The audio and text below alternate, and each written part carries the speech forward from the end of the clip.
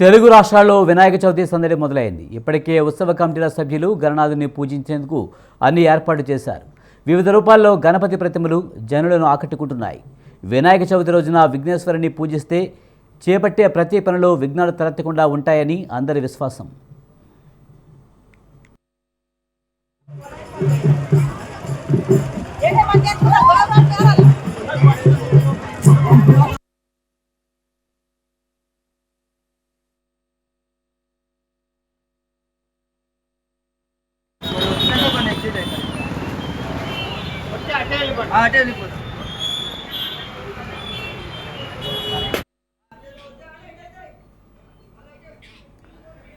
వినాయక చవితికి మండపాల్లో ప్రతిష్ఠించే గణేశుడి ప్రతిమలు రకరకాల ఆకారాల్లో ఉంటాయి.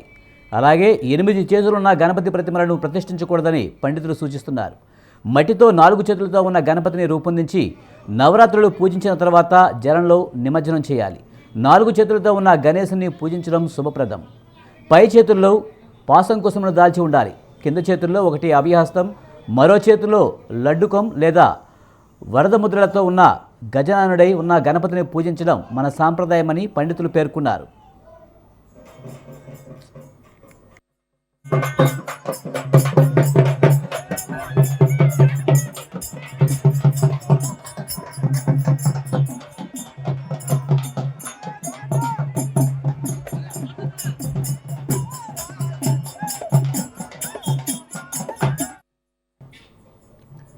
వినాయకుని పూజలో వాడే పత్రిలో 21 రకాల ఆకులు ఉండాలి. వాటిలో గరిక తప్పనిసరి.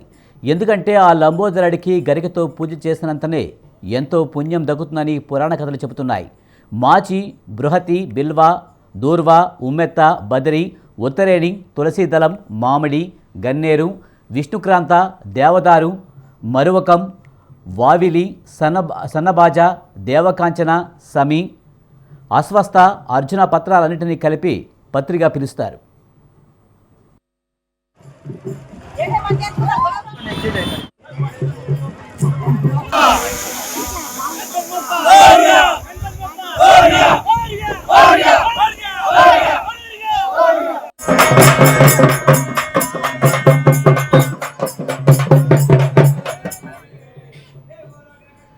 ఇరవై 21 రకాల ఆకులతో గణేశుని పూజించడం వెనుక ఓ పర్యావరణ రహస్యం కూడా ఉంది. నవరాత్రులు ముగిసిన తర్వాత పత్రి సహా గణనాథుని నీటిలో నిమజ్జనం చేస్తాం. వర్షాకాలంలో ఎక్కడెక్కడ నుంచో వచ్చిన నీరంతా చెరువులు, నదుల్లో చేరుతుంది. ఫలితంగా నీరు కాస్త కలుషితమవుతుంది. అందులో ఉన్న క్రిమికీటకాలను నాశనం చేసే శక్తి ఈ పత్రిలో ఉంటుంది. నీటిలో ఉండే బ్యాక్టీరియాని తొలగించి ఆక్సిజన్ స్థాయిల్ని పెంచుతుందని నమ్మకం.